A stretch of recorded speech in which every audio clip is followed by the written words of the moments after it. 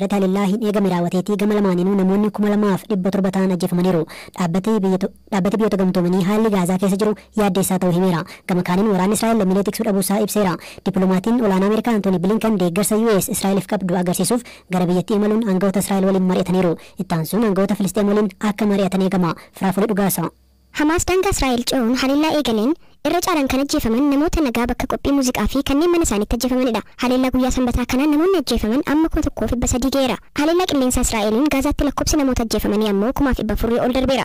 Kana malees namoonni 6,268 ta'an ammoo madaa'aniiru.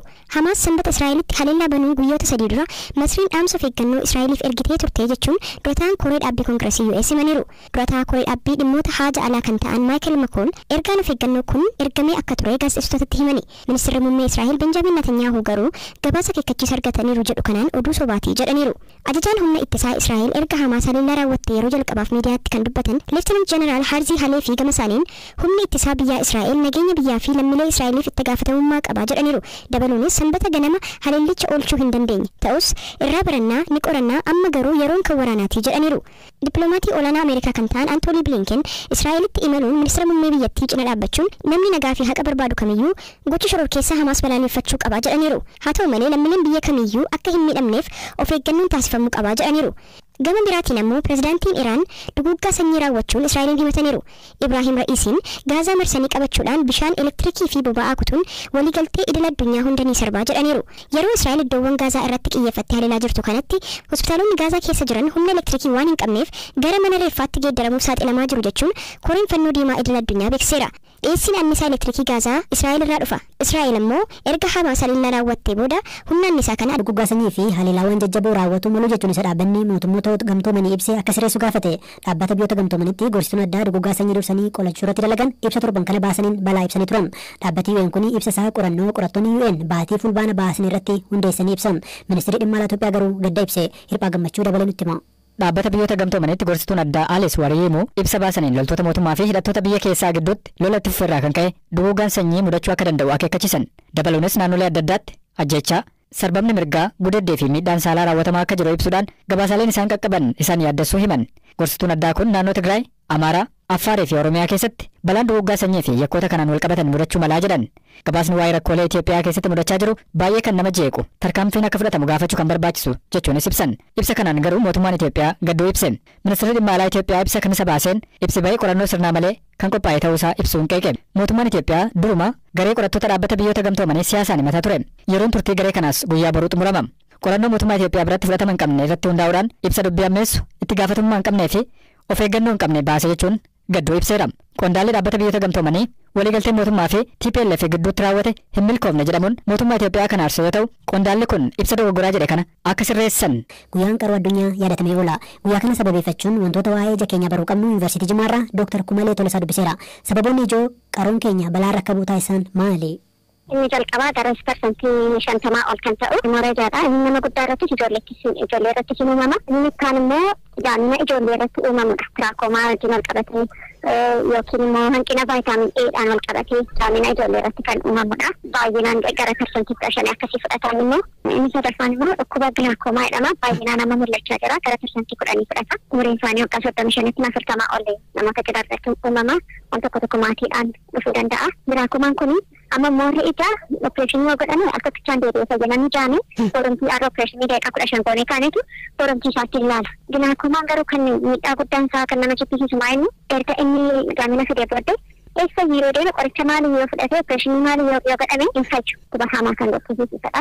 Warri kaan immoo uummatni kan jedhamanii dhukkuba sukkaaraa wajjin wal qabatee dullumaan wal qabatee dhukkuboonni dhufan jiru dhukkuba reetinaa irratti uumaman jechuudha. Jarri kun baay'ee miti gara parsantii 4-5 akkas ta'uu danda'u garuu hir'ina gattuu ijaa kan fidu keessaa tokkoffaa irratti rakkoo maraayatiin wal qabatee kan dhufudha. Inni immoo baay'inaan amma ijoollee irratti uumamaa jira. Amma Itoophiyaa gaafa ilaallu jiruuf jireenya dubartootaa fi dhiira keessaa eenyutu gara caalaatti rakkina ijaaf saaxilama? Baay'inaan dubartootadha.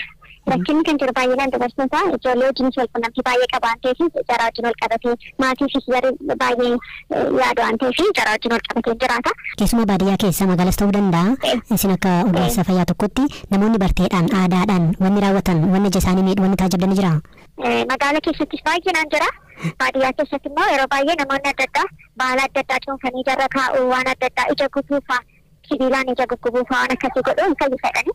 Garuu wanti kun hundumtuu ija baay'ee miidhaa kan ta'e infekshinii wanta jiraan gaggeessisaa jira waan ta'eef inni kun akka hin godhamne baay'ee gorsamaa jechuudha. Hammi namoota Itoophiyaa keessatti rakkoo ijaa qaban hangam? Parsantii tokko tuqaa jaa'edha. Qorra dhabeeyyii. Warri kaan Addattuun isaanii immoo kan hir'ate loo viizhin warri jedhaman immoo parsantii 3.7 jedhama. Akka biyyaatti nama 100 keessaa nama 5tu ija isaa miidhamaa jechuudha. gaafa biyyoota addunyaa kaa waljii wal bira qabnu kun guddaadha. Kan keenya guddaadha biyyoota addunyaa keessatti namni iji isaanii caame parsantii 0.7 fa'a. Parsantii 0.2 fa'aadha biyyoota guddatan keessatti. Dargaggootaaf gorsa addatti qabdan maali? Namoonni baay'ee moobaayilii ilaalu, ganama ilaalu, halkan ilaalu, dukkana keessa fa'aa ta'anii moobaayilii ilaalu. Wanni akkasii kun addatti jamiidha. Dukkana keessatti moobaayilii ilaalu jechuun ijuma mataa keessanii waraantanii jaamsu jechuudha. Maaliif dukkana gaafa ta'u iji keenya hin banama. Keessansa keenya bananii ifii jiru hundumaa reetinaa keenya irratti qubata. Reetinaan sun immoo ifa guddaa fudhata gati ta'ee fi kanarraan kan ta'e seelonni gubatanii akkuma guyyaa tokko keessatti miidhaan fiduu danda'an. Yookiin immoo yeroo keessatti gara ja'a akkas fudhachuu danda'a iddoo isaatti deebi'uudhaaf jechuudha. Kan biraa immoo moobaayiliin naa fayyadamtan iskiriinii waan adda addaa gaafa fayyadamtan daqiiqaa 20 gara meetira ja'a irratti fagoo jechuudha. Fagoo ilaaluu jechuudha. Ija keessan ibsachuu fagoo ilaaluun fayyina ija keessan eeguudha. Neeffattee booddee namni akka itti fayyadamu waan akka gabaadhaaf dhiyeessuu itti maallaqa argachuu wayii gootee ture. Bisa jalqabeen ture. Namni dhoggaa mana bilbilaa deemuu gatii kaffalama sana birrii 5 birrii 10 soo jedhamanii kaffalanii ba'u. Na biratti immoo bakka birrii 2 kaffalaa yookiin birrii 1 kaffalaa jechuun jalqabe. Kanaafuu namni sinimaali birrii 10 jechuu jalqaban. Mucaa kam jechuu jedhan. Mucaa kun gubbaa gabaa keessa taa'ee nama bilbilisuuf sana jedhanii yeroo sana teeleen dhagaye. Tole kana booda maaltu ta'e? Yeroo sana hoggaa teeleen dhaga'u na hidhuu barbaadanii mana hoteelatti na fudhatanii irraa keessanii taasisanitti bilbilanii gaafannaan mucaan xinnaadhaa akkam goonaa jennaan namichi telefoonaan na dubbise san natti keetti kennaa jedhanii telefoonaan na dubbise ati maaliif hojjettee akkasi jennaan akkasi xalaftee hojjettee tilkiitti kan jiru irraa xalaftee ani xalafnee diishiinis kanuma kootii telefoonis kanuma kootii jedheen itti gaatti immoo finfinnee dhufuu dandeessaayii finfinnee too dhuftee si gargaaraa naan jedhani kan tole jedhee akkuma ta'ee jedhee finfinnee halkan qaqqabe garuma teeleetti barbaadee nama gaafadheen teelee hodofisiin qaqqabe Ato Abdiraamaan jedhamu achi public relation irratti hojjetu ture isaa hojii gara saayinsii teekinooloojii geessinaa saayinsii teekinooloojii yoo si mirkaneesse achi booda si fudhannaa maal jedhee waraanaa gale kanaaf achi deemee saayinsii teekinooloojii deemee namoonni saayinsii teekinooloojii deeman immoo amanuu dadhabanii wal qabadhee gara magaalaa Gincitti deemne ilaalanii mirkaneessanii paatantii dafarti paatantii kun argadhe jechaadha. Ergasii eessa ture maalitti ture? Achi booda teeleen na fudhate teeleen si guddisna jedhanii teelee keessatti na fudhatanii akka carraa ta'eet immoo raadiyoo magganaanyaa ta'u hojjetamu maal jedhanii waggaa dubbatan na fudhatanii makalakaa keessatti seene yeroo sana kutaa 12 fixee maatirikii eegaan jira makalakaa seenes booda achi yuunivarsiitiin galee Jimmaa yuunivarsiitiin na qaqqabna Jimmaa hin deemu maayikiroolingiyaa baratu jedhanitti qaxaree mootummaa keessan ture yeroo sana insaa keessan istaabilishii nama insaa godhe keessa nama tokkoon ture insaatti na fudhatan akka carraa ta'eet immoo iskoolaarshiippii argadheen gara Ameerikaanitti kan bahee jechaadha. Waggaa meeqa baratte? Eessatti baratte? Houstonitti baradhe Ameerikaana keessatti waggaa 7 ture. Barumsa achi naggan fixe booda Itiyoo Innoveeshin Seentar jedhee ijoolleeta yuunivarsiitiidhaa baratanii eebbifamanii hojii dhabanii ICT irratti cimaa ta'anii isaan walitti fidee aayidiyaa koo sheerii godhee Itiyoo Innoveeshin Seentar kan jedhu kaampaanii istaabilishii godhee isarratti hojjechaa jira.